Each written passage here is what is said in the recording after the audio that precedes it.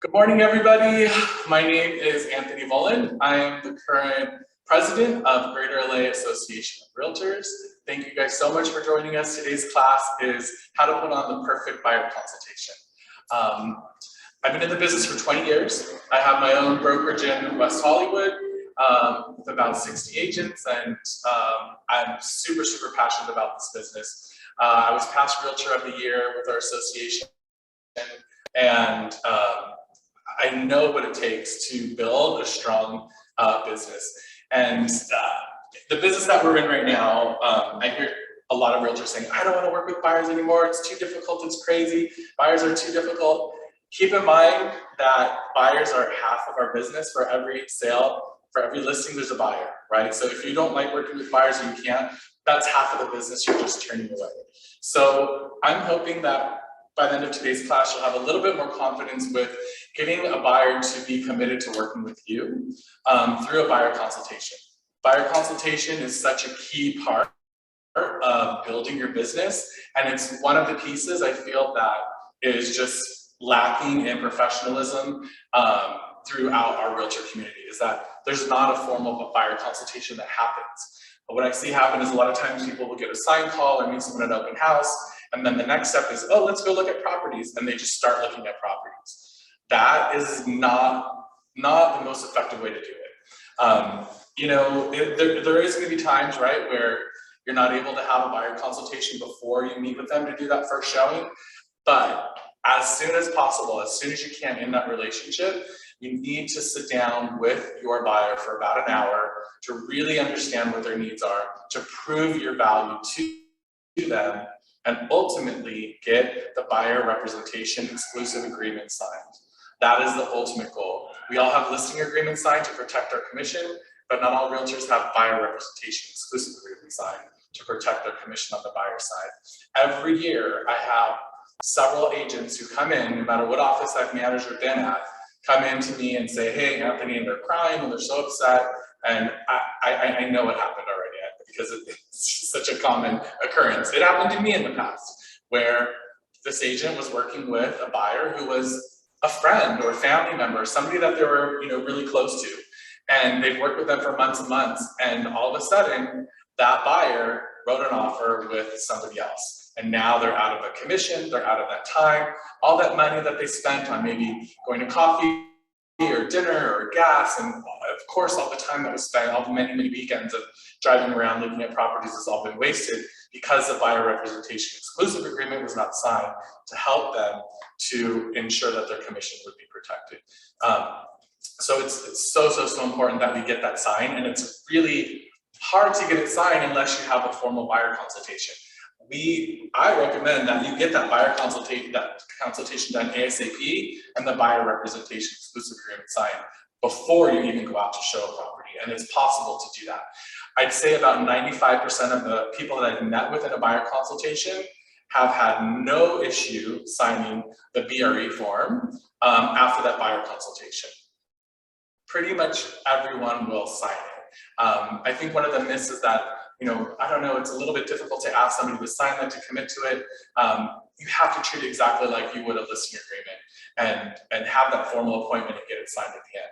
So another reason why this form and this course right now is so timely, if you're not familiar, Google and find out what's happening with the Department of Justice and the real estate industry right now. There's several lawsuits that are going on that buyers are suing because they weren't aware of what the buyer's agent commission was, and they're basically saying that it's going to affect the total price of the property, and it's a misleading practice.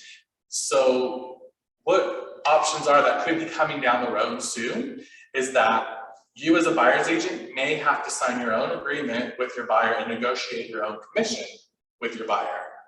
Are you ready to negotiate a 3% commission with your buyer? This could be a difficult position for a lot of realtors who don't understand the full value that we have, or maybe you understand it, but you're not able to translate that to your buyer and help them understand that whole situation. So that's one issue, right, that could be coming up. It may also be where it's law and it's required that you have to have a BRE form to work with a buyer that discloses the commission amount before you start working with them. That's hopefully the more likely scenario that will come out. And if that's the case, you're going to have to get that buyer representation agreement signed, which I think is a great thing. If you're forcing you finally as a real estate community to have an agreement signed to work with a buyer. So regardless, it's something that is going to be coming down the road. Our industry will be changing at some point relatively soon, and mastering the buyer consultation is the first step. So today I'm going to just give you my tidbits and the structure of what it looks like. I'll share some forms with you. After the class, I'll email you some of the forms that I share, so don't worry about writing down all the different things that are in the forms that I share. I will email that to everyone who has registered for the class. So let's get started. I'm going to pull up my little digital notes. So I think, and feel free, please. So raise your hand at any time. It's kind of hard for me to like monitor the chat, but Marshall, if you see anything in the chat, you can disrupt me and ask that question. But thank you. This is Marshall. He's our office manager at the collective. Thanks for helping. And anyone else, feel free to just raise your hand, and I'll definitely get to you. Having Zoom classes, it's harder to be interactive, but I encourage you, take that risk, raise your hand, ask that question, don't worry. And if you have that question, probably, 5 other people have the same question. So now's your chance to, to learn. And you're going to learn more the more questions you ask. So feel free to interrupt me. Write it in the chat. What? I said they can also write it in the chat. Yeah, I write it in the chat. Marshall will be the interrupter if that's better for you. Yeah, I mean, hey, in this business, right, you gotta ask those questions and stick out. You can't be shy. Okay, so one objection that comes up quite often with possibly a buyer, or maybe in your own mind, is that it's a waste of time to have a buyer's consultation. I don't have the time to meet with you. This is my criteria. I'm looking for a 3-bedroom house for 1.5 million in the Hollywood Hills. Just show me those properties. It's not as simple as that. We tend to make it ourselves think that it may be, but those of you who've been in the business for a while know it's absolutely not that simple. Please, understand that by having a buyer consultation and spending that hour, you're going to be saving yourself and your clients time down the road. So it's a huge time-saving thing. And for everyone, we value time for our business, and our clients value it too. So if there's any objection to meeting with you, just let them know. It's really important that we spend this time, this 45 minutes to an hour to meet and sit down, because I'm going to be able to understand in much more detail what it is that you're looking for and who you are, and we're going to save a lot of time later, and we'll see a lot less properties that may not be a right fit for you. So they may say, again, I'm looking for 3 bedrooms in the Hollywood Hills. That's all I need for 1.5. It's no big deal. It's not always that simple, because as buyer's agents, we all know that our buyers discover what they want as they start seeing houses.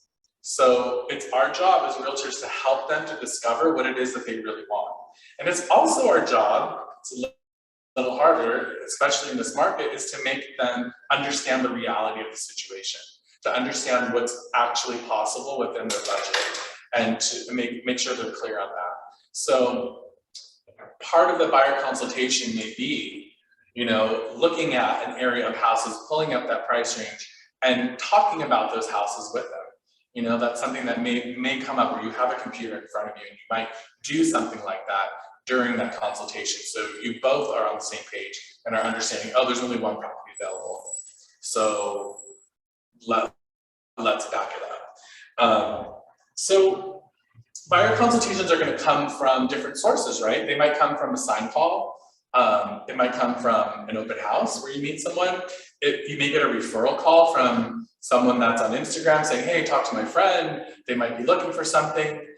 Here's their number. They're going to come from all different sources, but it's always right after that first point of contact is when you want to ask to sit down with that buyer and meet with them. Maybe it's going to be in your office. Maybe they'll be at Starbucks. maybe it'll be at your client's home, doesn't matter, it just needs to be, you need to sit down with them and do that. If it's impossible to sit down, doing it over Zoom is your next option. It's definitely possible to do a buyer consultation over Zoom. It's definitely preferable to do it face-to-face, but if they can't meet face-to-face and you can't coordinate that, or maybe they're in New York and you're in LA and they're moving here soon, do a Zoom consultation. Everybody is obviously very familiar with Zoom by this point. So that's a good possibility.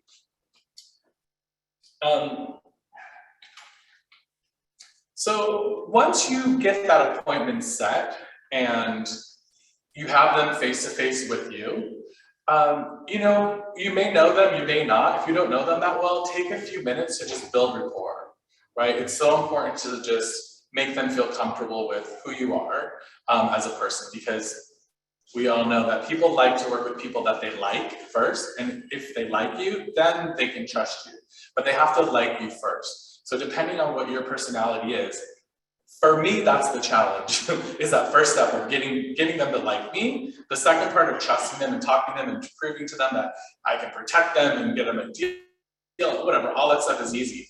But the first part for me is taking that moment to just take a deep breath, ask some personal questions about them. How are you doing? The most important question that we want to ask is, why are you considering moving? Why are you considering buying your first property? Tell me about that. And asking questions around that to really, really understand what the motivation is of the buyer. It's so important to understand their motivation, because this is going to be a tool that you have that you'll be able to refer back to down the road. When things start delaying a little bit, or maybe interest rates change, or they get a little frustrated, having a conversation again about what their motivation is will help get them back on track. So you have to clearly understand in detail what that motivation is. So ask question after question, trying to understand what that is, and why they're trying to buy property, why it's important for them to sell. Another question attached to that obviously is, what's the timeline and why is that important to them? They might say, I want to be in 3 months because my daughter's having a baby. I want to make sure I'm there when she has her baby. Or I just want to make sure I'm able to move in before the holidays because I can't imagine moving during the holidays. I want to be settled in and maybe host a holiday celebration sometime this year. So there's a lot of reasons, and refer back to those as often as you can. So I'm going to share one screen for you. I created a buyer intake form. In this form, you will get emailed to you, so you can copy the questions, use it as is, whatever you want. Marshall, do you see that on? Was it screen shared? We see it. Okay, thank you. Sorry, yes. Okay. So this is buyer intake. So I use this form when a call comes in. I might have it at open houses. The first call I make to any type of referral, I'll have this. This sounds really silly, but the reason why I created this form is I had a call come in and said, hey, I just saw your website and I'm looking to purchase a house. I'm moving out from New York in a couple months, and this is what I'm looking for. I'm looking for a $3 million house, and blah, blah, blah, whatever. It's like, oh my God, this is such an amazing lead. I can't believe it. This is amazing. And I got, all the information about what they were looking for, their job, their timeline, all kinds of things. And I said, amazing. I said, I'm going to do just a quick search for you the next day, and I'll send that back to you.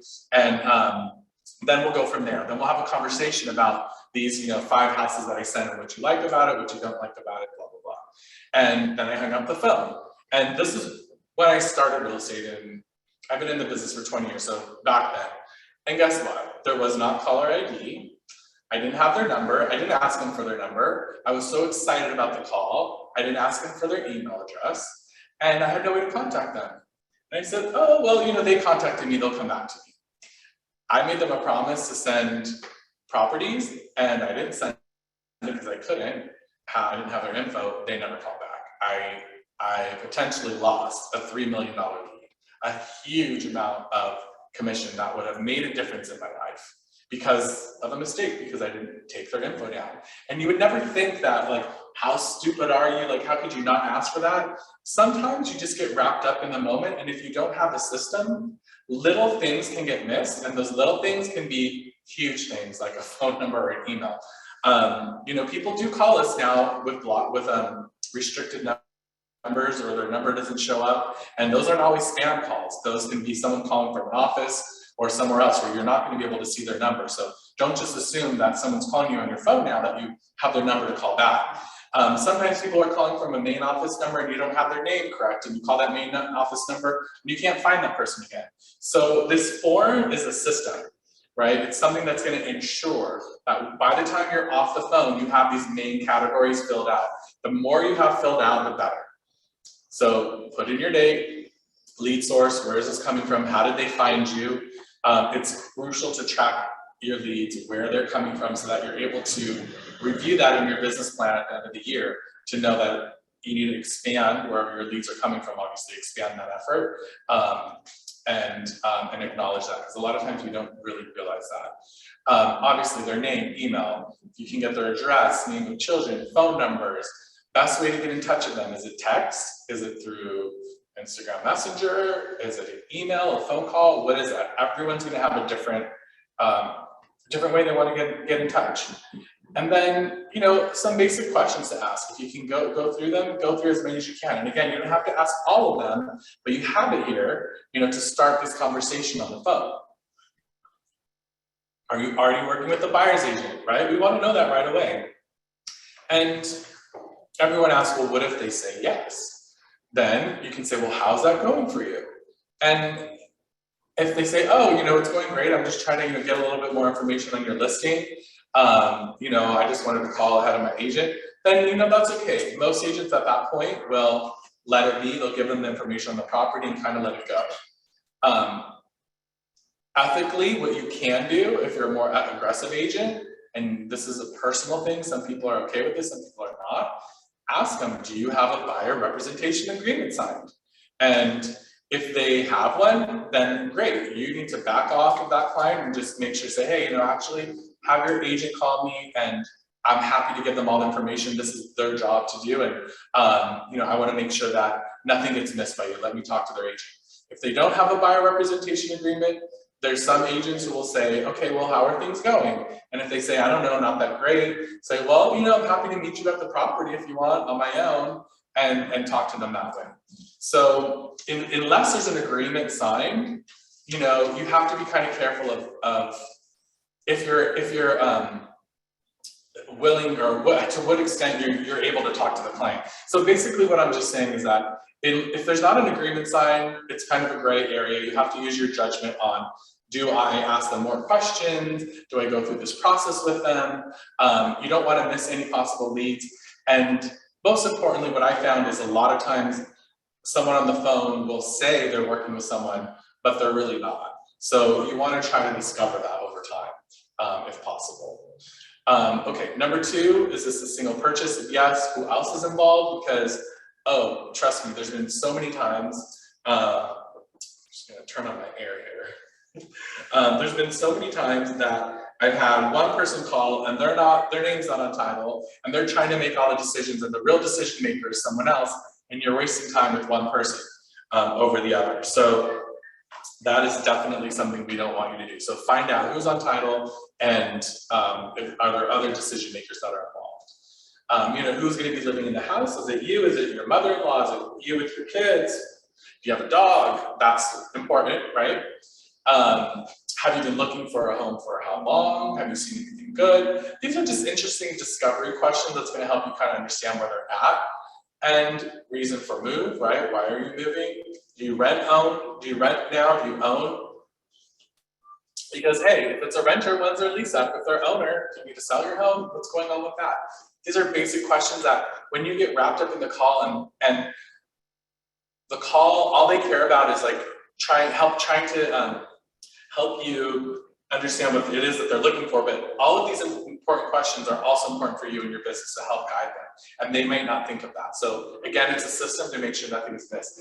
Any of the questions that aren't asked on the phone call should be asked during the buyer consultation when you meet them face to face. Okay, get the date for a listing consultation or the in-person buyer consultation. Are they going to be buying with cash, or are they going to have a mortgage? Do they have a mortgage yet? Do they have a lender yet? Are they pre-approved? Who is that person? What are they approved for? All of these basic questions, get them written down. What's their preferred price range that they think right now? We'll confirm that later. Anyone else who's in the decision-making home?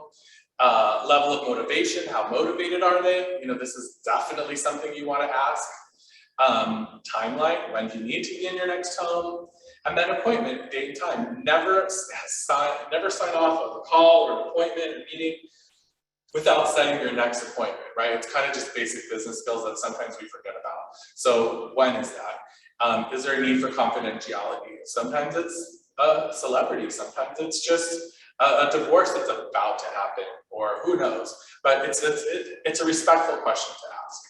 So that is the buyer intake form, right? Again, I will send that to all of you so you have a copy of that. That's something you want to do over the phone. Anything you don't get over the phone, we'll do in person. And by the way, asking all of these important questions and going through this intake process over the phone, it's really important because it's going to establish that you're not just maybe one of 5 realtors that they've talked to that says, oh, let me show you properties, but it shows that you truly care, that you're trying to formulate a plan for them, and that, you know, the more questions that you ask, that's going to start to evolve in them trusting you more because they know that you're a professional and you're going through a process. So it's going to build trust. Okay, so let's say we go through that. We have the appointment set up. You're at the appointment, you're building that rapport, and you're figuring out, you know, like I said, just going back, what their motivation is, what their timeline is, talking about that. Next step is understanding the money, right? Where's the money coming from? Cash or mortgage? Are they pre-approved yet? You're not, oh great, well I have an amazing lender who I've worked with in the past. Here's their information. The next step is going to be, you know, to meet with them to figure out exactly what that price range is. And I always, you know, make it clear with the buyers, especially first-time buyers. I'm like, tell the lender how much you want to spend per month, including HOA, mortgage, and property taxes combined, and then let them tell you if you're approved for that or if you're going to be approved for more. Because a lot of times a lender will just tell you what you're approved for. They may say you're approved for $900,000, and when you figure out the total cost, it's too much, and then you get disappointed.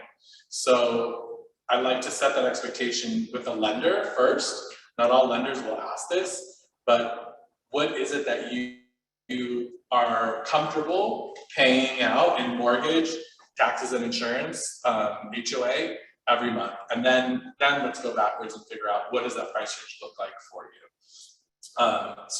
So we have to be that guide. And by the way, a lot of times I will have a lender come to this first meeting. So on that phone, you know, when we talk about those mortgage questions, if I can have a lender also come to this meeting to talk general questions, sometimes it helps the buyer to realize the value of the appointment.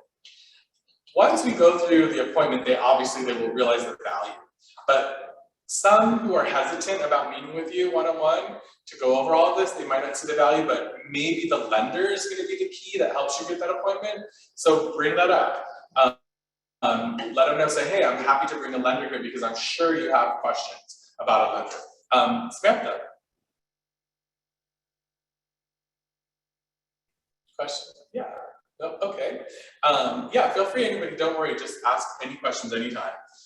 So the lender part's going to be really key, right? Establishing that rapport. And one thing that I've learned is that once the client meets with a lender, you have way higher chance of converting them to purchasing a property with you, just purchasing a property in general. So the sooner you can get a meeting with a lender, the more likely you have a solid buyer meeting. So if you can have a lender at that meeting with you, amazing. If it's the next meeting, that's fine too. If it's a meeting before they meet with you, that's fine too. But as soon as possible, they need to meet with the lender.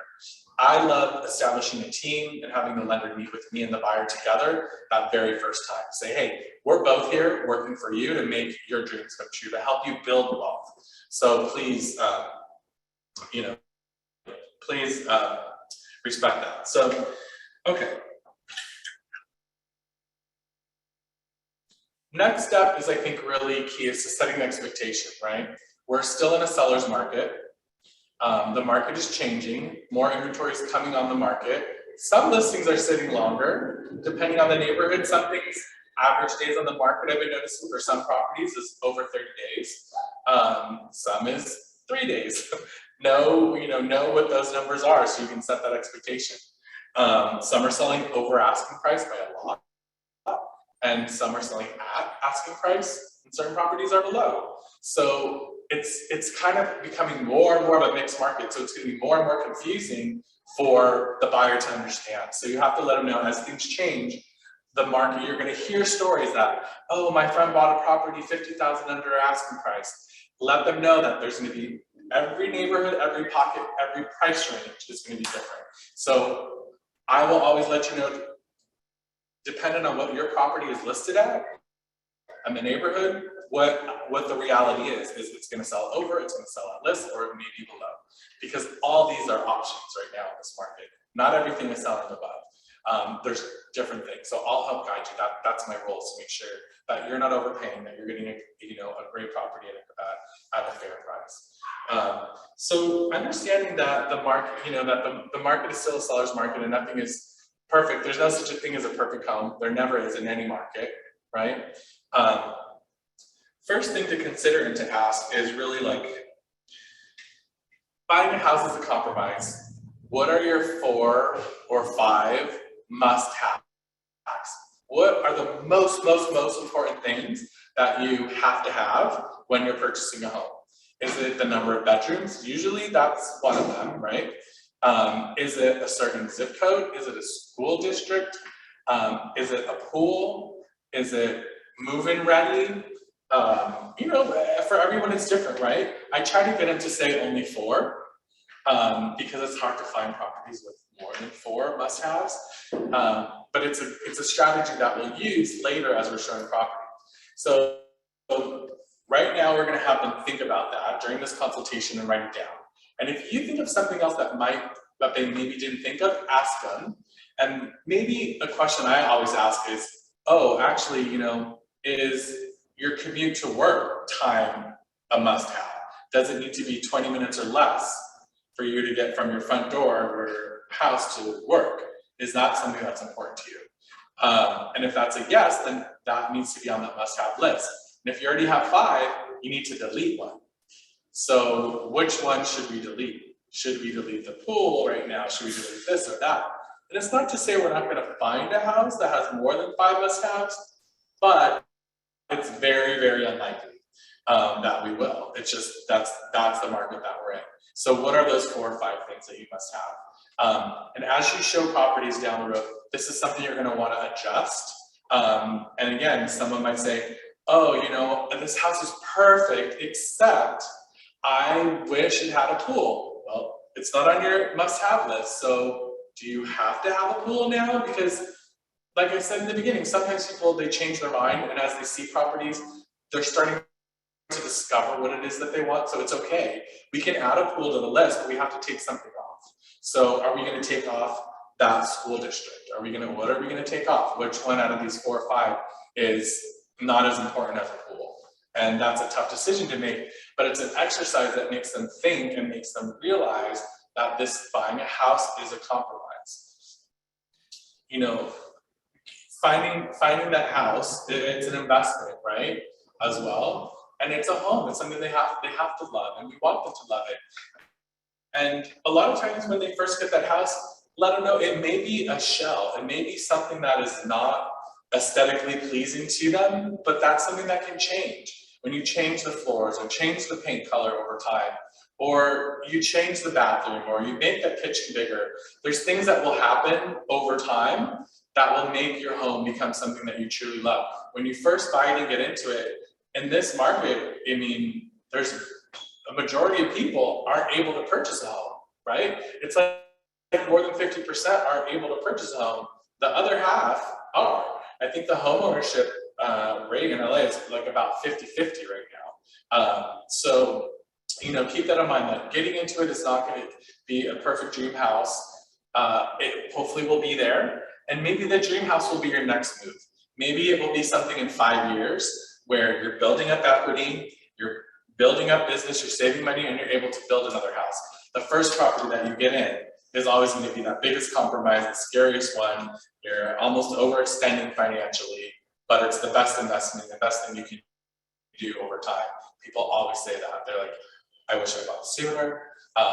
It was the best thing that I've ever done. Like, we all know that, right? So let the buyers know that, you know, no matter what the market was now or 50 years ago, you know, my parents, when they bought 40 years ago, they bought a house for $200,000, and they were like, it was such a stretch. We wanted to be in a better school district, so we really overextended, and it was so hard for a few years, but you know, we did it, and we thought we were crazy for spending $200,000 on a house. And now, obviously, we all know it's worth way more. They have equity. Because of that house, they were able to, when hard times came for my dad's business, he was able to take money out and support his family. If he didn't have that house, he wouldn't have been able to do that. And as the economy recovered through the 90s, he was able to start paying off the house again. And we were able to, you know, to survive as a family and stay in the house. If he decided to rent, we wouldn't have had that option. We'd have been constantly burning money, and who knows what position we would have been in. So it can be a real lifesaver for a lot of people over time. And for most people, this is the retirement, right? You know, years down the road, the house eventually will be paid off. And that's how people are able to retire. That's their only savings that they're able to do. Not everybody has a job that pays a 401k. There's almost nobody that does that anymore. So, you know, having it at home and ownership is so important. So it's something that you have to remind the buyers of in this consultation. It is an investment. It's something that's going to take care of you over time. Because you don't like the bathroom or it's too small, consider the benefits later down the road. You have to compromise. Okay, one question. Lisa has a question. How do you recommend attracting a buyer at an open house when many times folks are just focused on the house and getting to the next open? Okay, Lisa, that's a whole other class, but I feel you. Open houses are still a great way to build business. If you can get an open house, do it. Properties are starting to sit on the market longer, so it's going to be easier to get your buyer leads from open houses as the year goes on. So build relationships with agents and ask to do that. It's a relationship, right? It's all about a relationship. You're going to connect with some people and other people you won't. It's really a numbers game, and people like to work with people they like. So you have to build your people skills to make sure that you're so likable that they're like, wow, remember that one house we went to? That agent was so cool. And, you know, she just texted me, should we go see a house with her this week? And they are going to be like, yeah, let's go see them. I trust them. I like that. So it's all about building rapport. And there's other strategies and things as well. But number one advice is build rapport with them and follow up with them later. You know, require people signing in to see the property. Tell them it's the seller's requirement that you sign in. And as they sign in, make sure their info is legible. Thanks, Lisa. All right, so moving down the list. Next is I'm going to do another screen share, and again, I'll share these with you. But I have a list of questions that we'll start asking to understand what it is that they're looking for, right? So we have our buyer consultation questionnaire. This list is a guide that is going to help you ask questions. You can go over it before you meet with them and highlight ones you definitely want to ask and put question marks by ones you might ask. And maybe as you're meeting with them, you might create more of your own. But this is at least going to help guide you to having a bigger picture and understanding of what it is that they want. And it's also going to help your client think about what it is that they want. Because maybe they're like, oh, I didn't realize that. Does your home need to accommodate any special needs? Oh, actually, my mother-in-law is moving in soon, maybe in 2 years, so maybe a 2-story house should be off limits unless there's a one bedroom that's on the first floor. It's going to get them to think, and you're going to get a much broader picture. So we're not going to go over all these questions, but I'm going to leave them up here and you can just kind of read through them right now. Let's see if I can scroll. Oh, there we go. Location, obviously. How far do you want to be from work, schools? What lifestyle do they want? Age of the house, you know, do you want something that's newer? Are you okay with something older that maybe has been rehabbed? Swimming pool, hot tub, greenhouse. Yeah, my dad loves orchids, and you know, I don't know if it'll be on his must-have list, maybe at this point, but to have an area to put a greenhouse, to be able to grow orchids and have that hobby that, you know, somebody's so passionate about, maybe a requirement. People may discover some things that may turn out to be on their top 4 or 5, their must-haves, right? How many stories? Is a 1-story house a must-have for you? It might be. This is really going to help you discover your 4 to 5 must-haves and just really understand their personality and finding their home. Now, the order that we were talking about these questions is important, right? So if you're taking notes, these things should be done in this order. 4 to 5 must-haves should be done first. Then this. If they only have 3 must-haves, well, trust me, you'll find a couple more real quick by looking at all of these questions. If they have 5 and you go through these questions, you might have to adjust some of the must-haves. But this, again, is going to help them to discover what is important to them and help you show the right properties, right? What type of floor plan, open, style, bedrooms, bathrooms, type of kitchen, do you cook, how important is that? Fireplace, you know, does it need to be a wood-burning fireplace?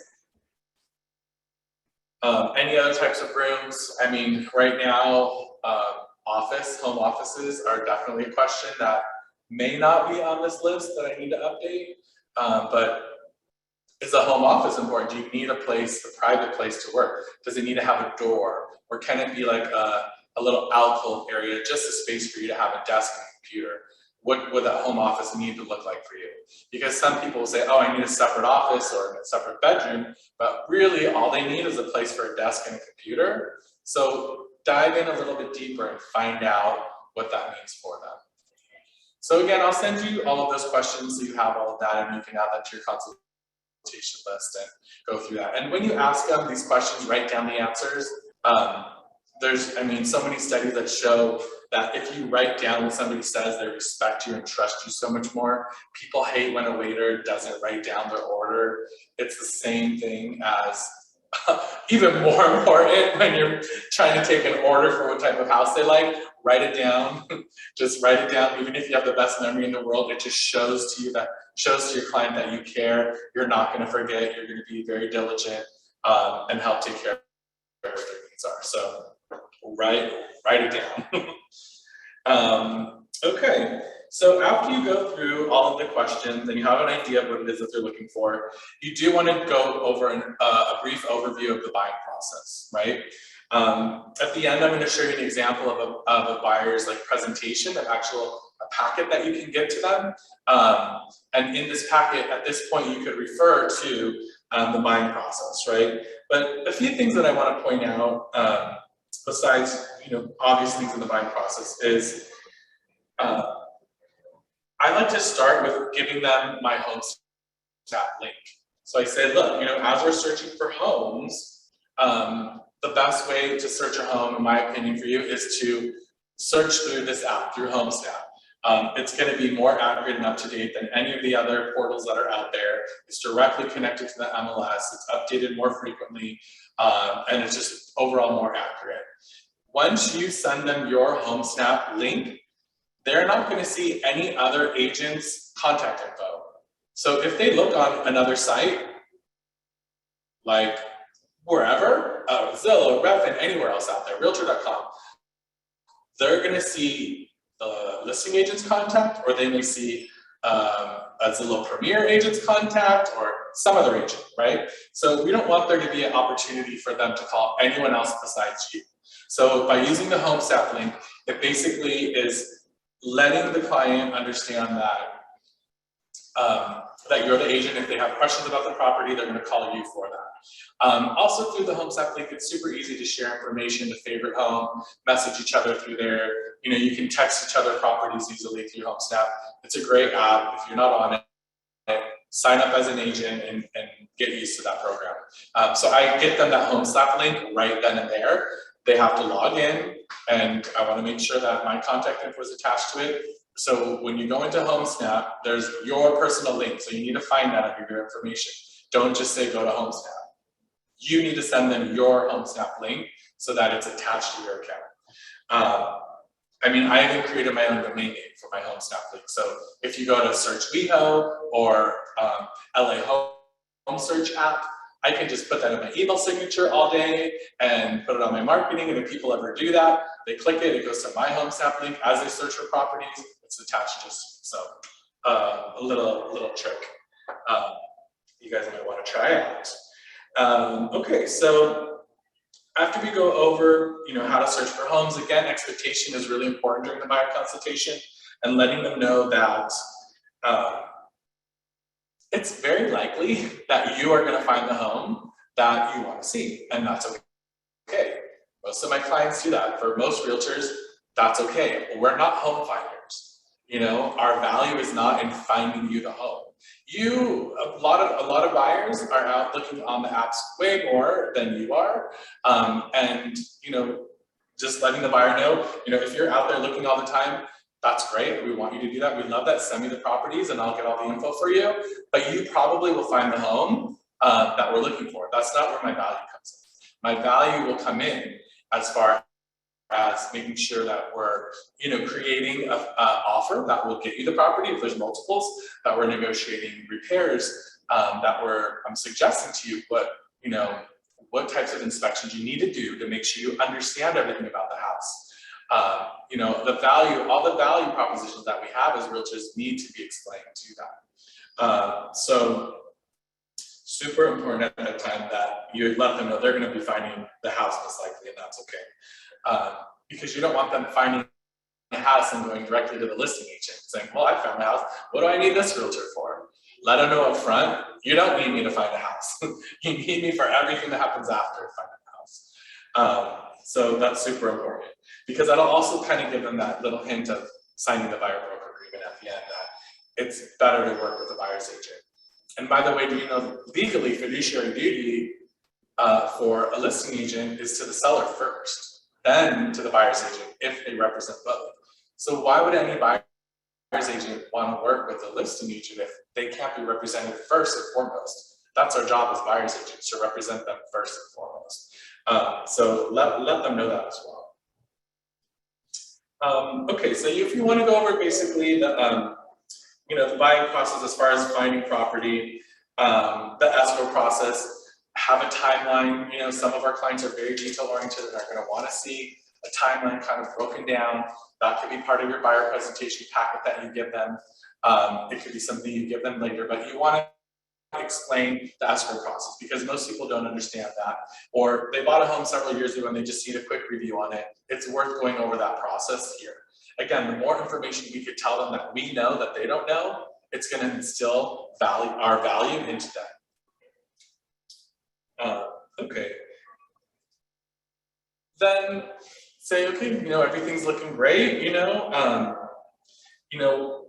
we got to the point where we kind of went over the whole process. Is there any other questions that you have? How would you like to be contacted, through this process, and how often? Do you want me to send you, properties every Friday and then that are open for that weekend? Do you want me to send you properties as they come on the market? Do you want me to check in with you every day, once a week? And how do you want me to contact you? Through text, through email, phone calls at home only, phone calls at work only. Understand their preferred way and timeline of how frequently they expect you to be contacted. The number one reason why buyers get disappointed with their buyer's agent is they say they just kind of disappeared, or they didn't contact me enough, or I was always finding properties and I never heard from them. So you have to set that expectation up so it's very, very clear. Okay, so then here's kind of the next little thing that I'll do, we're almost getting towards the end now, is I have a sheet that has my expectations of them. It has like 8 different things on it. And this is something you have to create for your own, right? What do you expect of your client? Expectations like, I expect you to be always to be honest. I would expect you to be, available within, a couple hours of me contacting you, or available to act quickly if a property comes on the market and they say, hey, this is the last day we could see it. I just found out that they have offers in on it. I thought it would be great for you. What do you think? Whatever your personal expectations are, you need to let them know and put that in writing. And then on that same page, on the next column, say, what are your expectations of me? This is really going to, I think, seal the deal for all of you to the next step. Ask them, write it down. You need to know what your clients expect of you. And I don't think realtors often ask that. What do you expect of me? I mean, in a listing appointment, you should be asking that. In a buyer appointment, especially in this market, you should be asking that as well. So write all of those things down. If you agree to all of those, say, okay, this makes sense. I like this. I'm going to sign this for you. This is great. I think at this point, now that I know what you're looking for and what your expectations are, I agree to work with you. I'm able to help you. So it's you saying to them, I agree to work with you, and then you sign it. Next is, okay, now that we've gone over all of this, do you think we're a match? Would you like to move forward and to work with me? And are these whatever the expectations, the whole process, all of that? And they might say, oh yeah, it sounds good. Let's go look at properties this weekend. Say, okay, that's great. Thank you so much. I'm really excited to start this process and help you. In this market, I'm only able to work with very limited amount of buyers at a time, and because of that, I expect that I'm going to be working with you, and I'm not going to be working with 10 buyers. I'm going to be working with very few. That you are committed to working with me as a realtor and to working only with me. It's just my requirement. And is that something you're okay with? A lot of times, by that point of the conversation, they'll say yes. Say, okay, great. So, here's a form that my office requires, or that my team requires, or whatever, to sign, just to say and acknowledge that you're committed to working with me. The only thing really to talk about on here that's important is it starts today and it goes for the next 6 months or a year. I would try to start with a year, but a year, 6 months would be a great timeline. And you could just initial here. This next form, go over what the BRE is, that there's a page that talks about your fiduciary duty, how you're expected to represent them at the highest level and be ethical and all of those things. I think there's also basically acknowledgement to do a buyer inspection when you do have a home. I don't know why it's part of that, but it is now. Go over that and say, hey, when we do go over this, I'm going to be talking about buyer inspections, and I got your back on that. Don't worry, we'll cover all of that, and just go through the process to sign it. They may push back and say, I don't know if I'm really committed yet to working with just you. I want to kind of look around a little more. And then at that point, that's very few people will say that after this consultation. And if they do say, okay, great, so is there anything else that I could do that would help clarify you? I said, obviously I feel bad because maybe I didn't prove my value to you, or something's missing, like what didn't I cover? And then I say, well, I don't know, you didn't even talk about blah, blah, blah. There might be something that they say, and then you can address it at that point. Or they might just say, oh, I don't know, I'm not comfortable yet. And if they're not able or willing to sign it at that point, say, okay, no problem. I said, think about it or whatever, talk to your spouse, whatever you need to do, and let's touch base. And once you're ready to sign it, then I'll be ready to go out with you to see properties. The only time that I got pushback from someone was later I found out that they'd been working with another agent for a while, and they weren't comfortable leaving that other agent. They thought they were, but they really weren't. And that's good, that let me know. I'm glad I didn't sign anything with them because that would have caused a lot of problems. So usually by that point, people are going to sign it pretty easily. And if they don't, you need to follow up with them again and say, hey, just wondering if you're ready to meet again. I had any more questions. I'm only able to work with about 3 or 4 buyers at a time, and I'm meeting buyers all the time. I just wanted to check in. Are you ready to work and start finding your house? And if they are, great, sign it the next week. If not, then find another buyer. I would be very hesitant to work with a buyer in this market that's not willing to sign this. Something is wrong with your presentation, or something is wrong with, they're just not comfortable. Maybe they have somebody else in mind, and that's okay. There's so many buyers out there right now that you don't need to have every single one sign and need to work with everyone. If you're new and you have nothing else going on, maybe at that point you might say, okay, well, let's work together for a week or two and see how that goes, and then let's talk about signing it. And you might decide, okay, I'm gonna show them properties this weekend and next weekend, and then ask them again how that went. So you can be as flexible as you want, right? Where I'm at in my business, I'm done at that point. I don't have time to just build a relationship over 2 more weeks. You might have time to do that. And if you do, that's okay. Don't give up on them yet, right? Try to build that relationship over the next couple weeks. And then think about what could I do better next time in my buyer's presentation to get them to sign this. And again, after you do that formal consultation, they're going to understand that you really care about them, and they're going to sign the buyer representation exclusive agreement. It's going to happen 95% of the time. You'll really, really be shocked. So I think there's one other question. Samantha had a question, yeah. Hey, if you have any off-market success stories, that might be a good time to share. So you got to be careful with off-market, right? Talk to your broker about what the rules are. NAR is really, really strict about off-market deals, that they cannot be advertised out anywhere. So they're not as common as they used to be. If you're seeing off-market deals advertised somewhere, that's a violation of NAR, and they're starting to really crack down on that. So understand off-market, the rules, before you talk to a client about that. I let them know that there's very few that are out there right now, a lot less than there was before, and that's not our value in finding homes. We have to get away from that, secret listings where they're not good things, right? Because for the seller, there's lawsuits that are starting to happen where the seller, especially in this market, that might change sometime soon, that says, oh, I think that because my property was not on the MLS, that someone could have offered more. And not enough people saw it. You convinced me that this was a great offer, but I don't know, my neighbor told me that they put it on the MLS and they sold it for $50,000 more. What happened? And then there's a lawsuit. So that's the issue with off-market. So I'm not going to get too much into that. Okay, so what I do want to show you is one more screen share.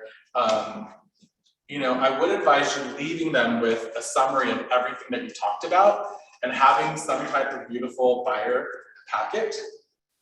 And most companies offer this, right? A buyer packet that you have that's branded with your company, that has your name, your contact, something that looks gorgeous. You should have something that you leave with them at the end that they can review and see.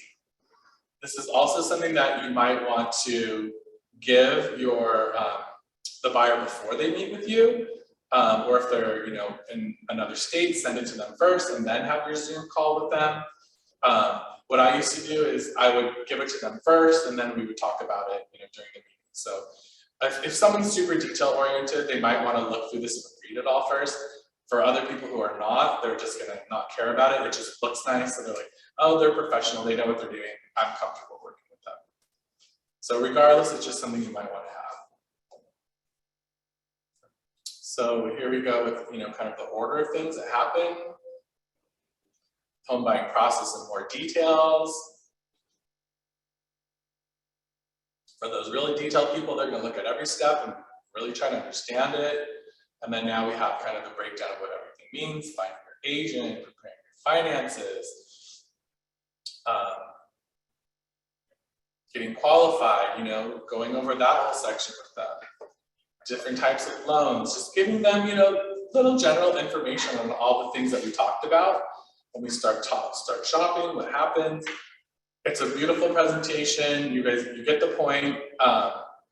You really need to have something put together to do. So have testimonials. Oh my gosh, have testimonials everywhere. So important.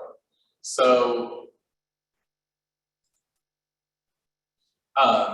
that's what I hand them with at the end. Sometimes I'll give them a bottle of wine. Also say, well, here you go. Before you start searching on my home snap app, have a glass of wine and let me know when you find some interesting properties. And I look forward to meeting you on Sunday.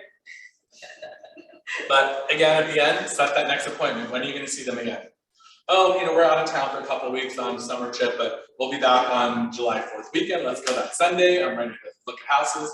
Now you have that next date set. You can start following up with them and you have that expectation. So that is our perfect buyer consultation. I will send everybody notes from the class. If you have any questions, I'm going to put my phone number in the chat. Feel free to reach out to me. I'm happy to chat or grab a coffee or whatever. And Also, a couple people asked about if the recording was going to be shared. I just let them know that it's going to be on our YouTube channel under the Education for Agents. Yeah, I'll put that link in the email as well. This is recorded, so it'll be on our YouTube page for my personal office, and you're welcome to take a look at that. There's a lot of other cool classes I've done too, so you're welcome to take a look at any of that. One other event that's coming up with the board is on June 30th. There's a member appreciation day at look at their website. It's June 30th. It's the Armenian Cultural Center, or it's in Hollywood. What I remember about this location is they have the best food ever. It's so good. And it's free, and it's just a chance to come in to network, to get to know other agents. It's a way of our association just kind of say, hey, great meeting you, great, thank you guys for being members, we appreciate you so much. Come on in, have a bite to eat and network. There's prizes, there's, all of our great vendors will be there. So we'd definitely love to see you guys there on June 30th for the Member Appreciation Day. Does anybody have any other questions or anything? I'm gonna stop our recording and yeah, sure. Yes,